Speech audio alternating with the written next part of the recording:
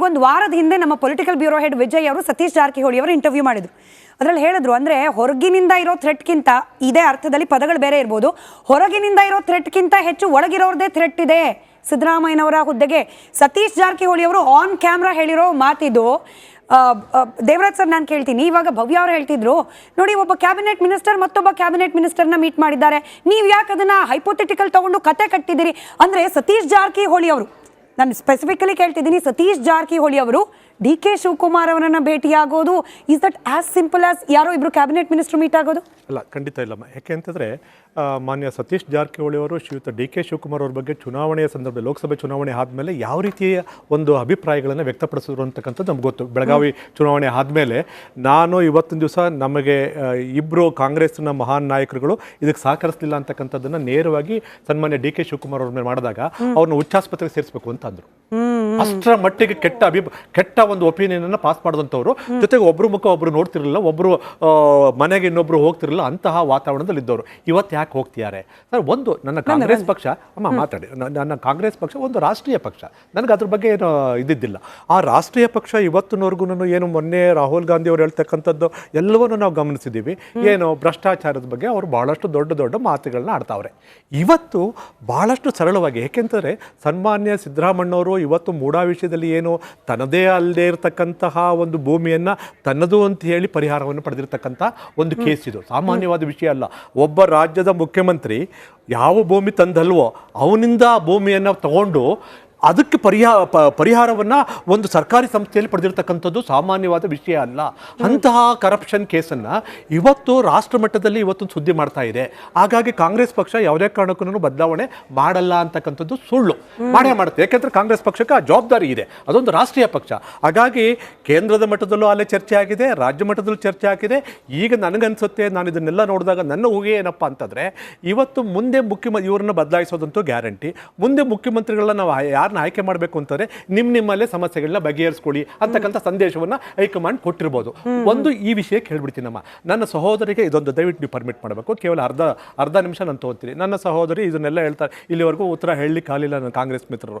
ಏನು 13ರಿಂದ 18ರವರೆಗೂ ಯಾವುದೇ ಕಾನೂನು ತೊಡಕಿರಲಿಲ್ಲ, ಯಾಕೆ ನೀವು ಇಲ್ಲಿವರೆಗೂ ತನಿಖೆ ಮಾಡಲಿಲ್ಲ ಅನ್ನೋದ್ರ ಬಗ್ಗೆ ಹೇಳಲಿಕ್ಕೆ ಆಗಲಿಲ್ಲ. ಆದ್ರೂ ಸಹ ಇವತ್ತು ಮಾನ್ಯ ಗೌರವಾನ್ವಿತ ಗವರ್ನರ್ ಅವ್ರ ಮೇಲೆ ನೀವು ಯಾಕೆ ಗೂಬೆಯನ್ನು ಕೂರಿಸುವಂಥ ಕೆಲಸ ನೀವು ಮಾಡ್ತಿದ್ದೀರಿ ಅಂತಕ್ಕಂಥ. ಯಾಕೆಂದರೆ ಅವರು ಮುಂದೆಗಡೆ ಸುಪ್ರೀಂ ಕೋರ್ಟಿನ ಆದೇಶ ಮುಂದೆ ಇದೆ. ಒಂದಾಯ್ತಮ್ಮ. ಈಗ ನಾನು ನನ್ನ ಸಹೋದರಿಯನ್ನು ಕೇಳ್ತಕ್ಕಂಥದ್ದು ಇಷ್ಟೇ, 2013ರಿಂದ 18ರವರೆಗೆ ಮಾನ್ಯ ಸಿದ್ದರಾಮಣ್ಣವರು 4 ಕಮಿಷನನ್ನು ಅವ್ರದೇ ಶಾಸಕರ ಒಂದು ನೇತೃತ್ವದಲ್ಲಿ ಮಾಡ್ತಾರೆ. ಒಂದು ನೈಸ್ ಹಗರಣದ ಬಗ್ಗೆ ಮಾಡ್ತಾರೆ, ಒಂದು ರೀಡು ಬಗ್ಗೆ ನ್ಯಾಯಮೂರ್ತಿ ಕೆಂಪಣ್ಣವ್ರದ್ದು ಮಾಡ್ತಾರೆ, ಪವರ್ ಪರ್ಚೇಸ್ ಬಗ್ಗೆ HK ಪಾಟೀಲ್ರದ್ದು ಮಾಡ್ತಾರೆ, ಮತ್ತು ಇನ್ನೊಂದು ನಮಗೆ ಇಲ್ಲಿಗಲ್ ಮೈನಿಂಗ್ ಬಗ್ಗೆ ಒಂದು 4 ಮಾಡ್ತಾರೆ. 4 ಆಯೋಗದ ವರದಿಗಳು, ತನಿಖಾ ವರದಿಗಳು ಸರ್ಕಾರದ ಮುಂದೆ ಇದೆ. ಯಾಕೆ ಆಕ್ಷನ್ ತಗೋತಾ ಇಲ್ಲ? ಪಿಕ್ ಅಂಡ್ ಚೂಸ್ ಮಾಡ್ತಿರೋದು ಕಾಂಗ್ರೆಸ್, ವಿರೋಧ ಪಕ್ಷಗಳ ಗವರ್ನರ್? ದಯವಿಟ್ಟು ಉತ್ತರ ಹೇಳಿ ನೋಡೋಣ. ತನಿಖೆ ಆಗೋಗಿದೆಯಮ್ಮ ಈ 4 ವಿಷಯದ ಬಗ್ಗೆ. ನೈಸ್ ವಿಷಯದಲ್ಲಿ ಎಲ್ಲಿವರೆಗೂ ಹೇಳ್ತಾರೆ ಸನ್ಮಾನ್ಯ ಜಯಚಂದ್ರ ಅವರು ಅಮ್ಮ ಒಂದು ಅರ್ಧ ಸೆಕೆಂಡ್. ನೈಸ್ ವಿಷಯದಲ್ಲಿ ಸನ್ಮಾನ್ಯ ಜಯಚಂದ್ರ ಅವರು ಎಲ್ಲಿವರೆಗೂ ಹೋಗಿ ಹೇಳ್ತಾರೆ ಅಂತಂದ್ರೆ, ಮೊದಲು ಜಮೀನನ್ನು ವಾಪಸ್ ತಗೋಬೇಕು 13,000 ಎಕರೆನ ಅಂತಕ್ಕಂಥದ್ದು ಒಂದು ಮನ್ಸಿದ್ರು ಸರ್. ಅದಾದ್ಮೇಲೆ ಇಲ್ಲಿವರೆಗೂ ಇಲ್ಲ. ಆಮೇಲೆ ರೀಡು ವಿಷಯದಲ್ಲಿ ಸನ್ಮಾನ್ಯ ಕೆಂಪಣ್ಣವರ ಆಯೋಗದಿಂದ 2 ವರದಿಗಳು ಬಂದಿದೆ. ಅದರಲ್ಲಿ ಸನ್ಮಾನ್ಯ ಮುಖ್ಯಮಂತ್ರಿ ಅವರ ಹೆಸರು ಬಹು ದೊಡ್ಡ ಪ್ರಮಾಣದಲ್ಲಿದೆ. ಯಾಕೆ ಕ್ರಮ ಇಲ್ಲ? ಬಿಟ್ಬಿಡ್ರಪ್ಪ ನಮ್ಮನ್ನ. ಅವರೇ ಸಿಎಂ, ಅವರೇ ಕಮಿಷನ್ ಮಾಡಿರೋದು. ಯಾಕಿಲ್ಲ ಅಂದ್ರೆ ಪಿಕ್ ಅಂಡ್ ಚೂಸ್ ಮಾಡ್ತಿರೋರು ಯಾರು? First of all Devaraj sir ಇಬ್ರು ಒಂದೇ ಪಕ್ಷದ ಕ್ಯಾಬಿನೆಟ್ ಮಿನಿಸ್ಟರ್ಗಳು, ಒಂದೇ ಸರ್ಕಾರ ನಡೆಸ್ತಿರೋರು ಮೀಟ್ ಮಾಡಿದ್ಕೆ ಅವರು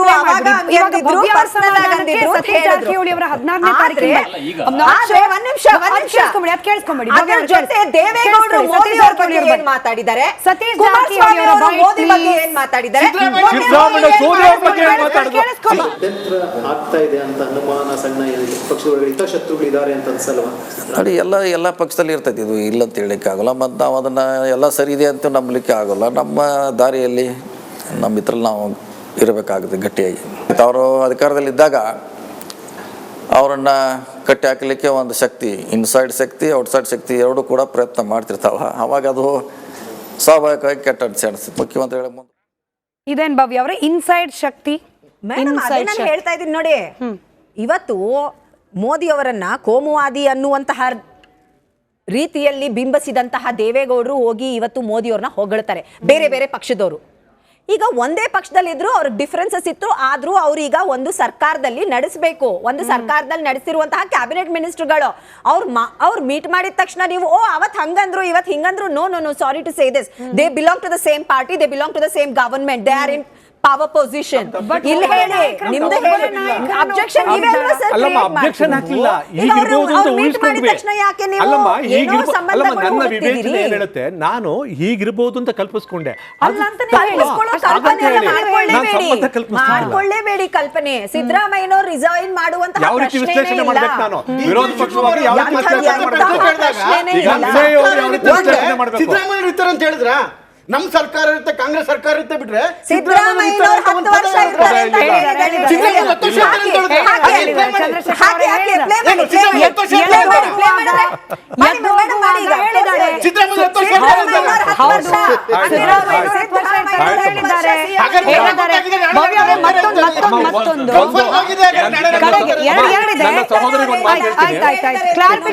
ಕ್ಲಾರಿಫಿಕೇಶನ್ ಡಿ ಕೆ ಶಿವಕುಮಾರ್ ಅವರದ್ದು 2 ಸಪರೇಟ್ ಬೈಟ್ ಗಳನ್ನ ಒಂದೇ ಸತಿ ಪ್ಲೇ ಮಾಡಿದ್ವಿ. ಕೂತು ಉತ್ತರ ಕೊಟ್ಟಿದ್ದು 10 ವರ್ಷ ನಮ್ ಸರ್ಕಾರ ಇರುತ್ತೆ ಅಂತ ಹೇಳಿ.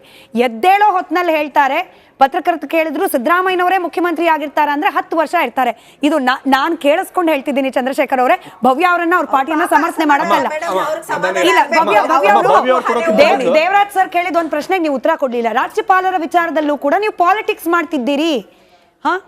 ಪಾಲಿಟಿಕ್ಸ್ ಮಾಡ್ತಿರೋದು, ಸಂವಿಧಾನಿಕ ಪೊಸಿಷನ್ ನ ಮಿಸ್ಯೂಸ್ ಮಾಡ್ಕೋತಿರೋದು ಒಂದು ಸೆಂಟ್ರಲ್ ಗವರ್ಮೆಂಟ್ ಇದೇ ಜೆಡಿಎಸ್ ನ ಸಪೋರ್ಟ್ ಇಟ್ಕೊಂಡು.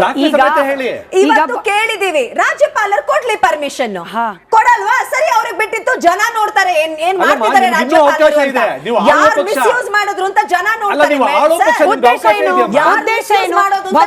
ರಾಜ್ಯಪಾಲರ ಹುದ್ದೆಯನ್ನ ಮಿಸ್ಯೂಸ್ ಮಾಡೋದ್ರ ಉದ್ದೇಶ ಏನಿರ್ಬೋದು? ಉದ್ದೇಶ ಇಷ್ಟೇ.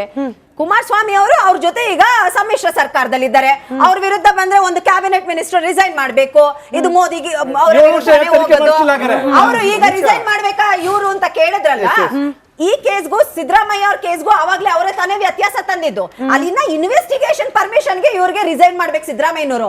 ಇಲ್ಲಿ ಚಾರ್ಜ್ ಶೀಟ್ ಫೈಲ್ ಮಾಡೋದಕ್ಕೆ ಪರ್ಮಿಷನ್ ಕೇಳಿದ್ರೆ ರಿಸೈನ್ ಮಾಡಬಾರ್ದಂತೆ ಕುಮಾರಸ್ವಾಮಿ. ನೋಡಿ ಇವರ ಡಬಲ್ ಸ್ಟ್ಯಾಂಡರ್ಡ್ ಹೇಗಿದೆ, ಡಬಲ್ ಸ್ಟ್ಯಾಂಡರ್ಡ್ ಹೇಗಿದೆ ನೋಡಿ. ಇವರ ಕ್ಯಾಬಿನೆಟ್ ಅಲ್ಲಿ ಇದ್ದಾರೆ ಸೆಕ್ಷನ್ 17 ಏನಲ್ಲಿ ಒಂದೇ ಅವ್ರ ಮೇಲೆ ಇದು ಬಿದ್ದಿದ್ದಲ್ಲ, ಸೆಕ್ಷನ್ 19 ಬಿದ್ದಿದೆ. ಈಗ 17 ಪರ್ಮಿಷನ್ ಕೊಟ್ಟಾಗ ಏನೋ ತೀರ್ಪು ಕೊಟ್ಟಿದ್ದಾರೆ ರಾಜ್ಯಪಾಲರು. ಇವ್ರು ಹೇಳಿದಾರ ಇಲ್ಲ, ತನಿಖೆ ಮಾಡೋದಕ್ಕೆ ಒಂದು ಪರ್ಮಿಷನ್ ಕೊಟ್ಟಿದ್ದಾರೆ. ನೀವು ತುಂಬಾ ಸಾಭ್ಯಸ್ತ ಅಲ್ವಾ, ತುಂಬಾ ಸ್ವಚ್ಛ ಅಲ್ವಾ, ಹೋಗ್ರಪ್ಪ. ಈಗ ಕೋರ್ಟ್ 10 ದಿವಸ ಕೊಟ್ಟಿದೆ, ಹಂಗಾರೆ ಕೋರ್ಟ್ ಅನ್ನು ವಿರುದ್ಧವಾಗಿ ಕೊಟ್ರೆ ನ್ಯಾಯಾಧೀಶರು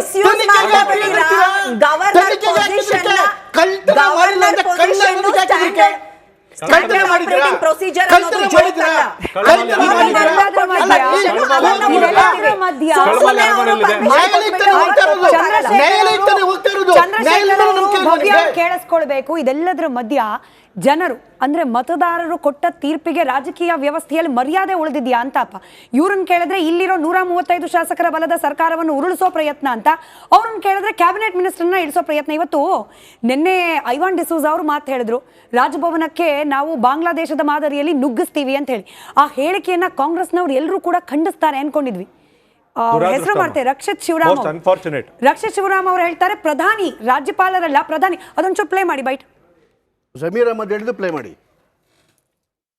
ಮೋದಿ ಅವರೇ, ಒಂದು ವಿಚಾರವನ್ನ ತಿಳ್ಕೊಳ್ಳಿ, ಬಾಂಗ್ಲಾದೇಶದಲ್ಲಿ ಹಾಸಿಗೆ ದಿಂಬು ಹಿಡ್ಕೊಂಡು ಹೋದ್ರಲ್ಲ, ಆ ಪ್ರಸಂಗ ನಿಮಗೂ ಕೂಡ ಅತಿ ಶೀಘ್ರದಲ್ಲಿ ಬರಲಿದೆ, ಎಚ್ಚರವಾಗಿರಿ. ಮೋದಿ ಅವರೇ, ಒಂದು ವಿಚಾರವನ್ನ ತಿಳ್ಕೊಳ್ಳಿ, ಬಾಂಗ್ಲಾದೇಶದಲ್ಲಿ ಹಾಸಿಗೆ ದಿಂಬು ಹಿಡ್ಕೊಂಡು ಹೋದ್ರಲ್ಲ, ಆ ಪ್ರಸಂಗ ನಿಮಗೂ ಕೂಡ ಅತಿ ಶೀಘ್ರ. ಗೋವಿಂದ ಕಾರಜೋಳ ಅವರು ಇದಕ್ಕೆ ಕೌಂಟರ್ ಕೊಟ್ಟಿದ್ದಾರೆ. ಬೆಳಗಿಂದ ಪ್ಲೇ ಮಾಡಿದೀವಿ, ಸಮಯ ಕಮ್ಮಿ ಇದೆ, ಹಾಗಾಗಿ ಮತ್ತೆ ಪ್ಲೇ ಮಾಡ್ತಿಲ್ಲ. ವಿನಾಯಕ್ ಸರ್ ಅಲ್ಲಿಗೆ 135 ಶಾಸಕರ ಬಲದ ಮತದಾರರ ತೀರ್ಪು ಅದನ್ನು ಉರುಳಿಸೋ ಪ್ರಯತ್ನ.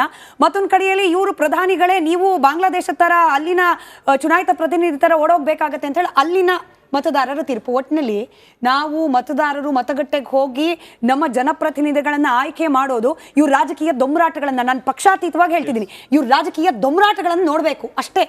ಆದರೆ ಇದು ಎರಡರಲ್ಲಿ ಒಂದು ವ್ಯತ್ಯಾಸ ಏನಿದೆ ಅಂತಂದರೆ, ಈಗ ಬಾಂಗ್ಲಾದೇಶದ ಥರ ಓಡಿಸ್ತೀನಿ ಅನ್ನೋದು ಅದು 100% ಅಸಂವಿಧಾನಿಕ. ಯಾರು ಸಂವಿಧಾನದ ಬಗ್ಗೆ ಪುಸ್ತಕವನ್ನು ಹಿಡ್ಕೊಂಡು ದಿನ ಬೆಳಿಗ್ಗೆ ಮಾತಾಡ್ತಾರೆ ಅದು 100% ಅಸಂವಿಧಾನಿಕವಾದ ಮಾರ್ಗದಲ್ಲಿ ಒಬ್ಬರನ್ನ ಓಡಿಸ್ತೀನಿ ಅಂತ ಹೇಳೋದು. ನೀವು ಚುನಾವಣೆಯಲ್ಲಿ ಸೋಲ್ಸಿ ಅವ್ರನ್ನ ಮನೆ ಕಳಿಸ್ತೀನಿ ಅಂತ ಹೇಳಿದ್ರೆ ಎಗ್ರಿ, ಆದ್ರೆ ಓಡಿಸ್ತೀನಿ ಅಂತ ಹೇಳಿದ್ರೆ ಓಡ್ಬೇಕಾಗತ್ತೆ ಅಂತಂದ್ರೆ ಯಾರು ಓಡಿಸ್ಬೇಕಲ್ಲ, ಯಾರು ಓಡಿಸ್ಬೇಕಲ್ಲ, ಸುಮ್ಸುಮ್ನೆ ಯಾರು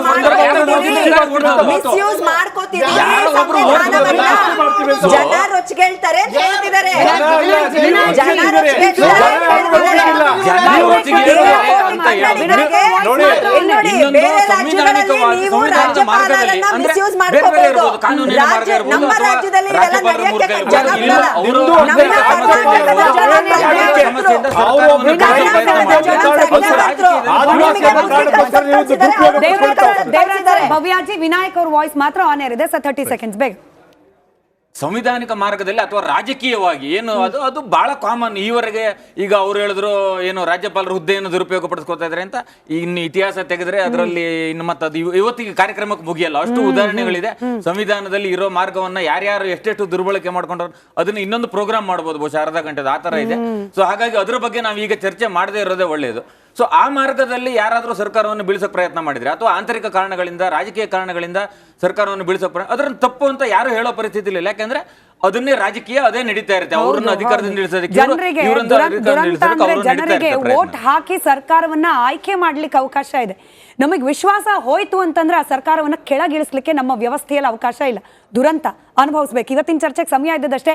ನಾನು ಕಾರ್ಯಕ್ರಮದ ಪ್ರಾರಂಭದಲ್ಲೂ ಹೇಳಿದೆ, ಈಗಲೂ ಹೇಳ್ತಿದ್ದೀನಿ, ಅಧಿಕಾರ ಅನ್ನೋ ಒಂದು ಆ ಹಿಂದೆ ಹೊರಟಿದ್ದೀರಿ. ಇನ್ನೆರಡು ಅತ್ಯಂತ ಪ್ರಮುಖವಾದ ಆಕಾರದ ಪದ ಇದೆ. ಒಂದು ಆಡಳಿತ, ಇನ್ನೊಂದು ಅಭಿವೃದ್ಧಿ. ದಯಮಾಡಿ ಎಲ್ಲಾ ಪಕ್ಷಗಳಿಗೆ ಎರಡು ಪದ ಮತ್ತೆ ಮತ್ತೆ ನೆನಪಾಗ್ಲಿ ಅಂತ ಆಗ್ರಹಿಸ್ತಾ ಮತ್ತೊಮ್ಮೆ ಧನ್ಯವಾದ ಎಲ್ರಿಗೂ ಕೂಡ ಚರ್ಚೆಯಲ್ಲಿ ಭಾಗಿಯಾಗಿದ್ದಕ್ಕೆ. ನೋಡ್ತಾ ಇರಿ ರಿಪಬ್ಲಿಕ್ ಕನ್ನಡ, ಇದು ನಿಮ್ಮ ಧ್ವನಿ.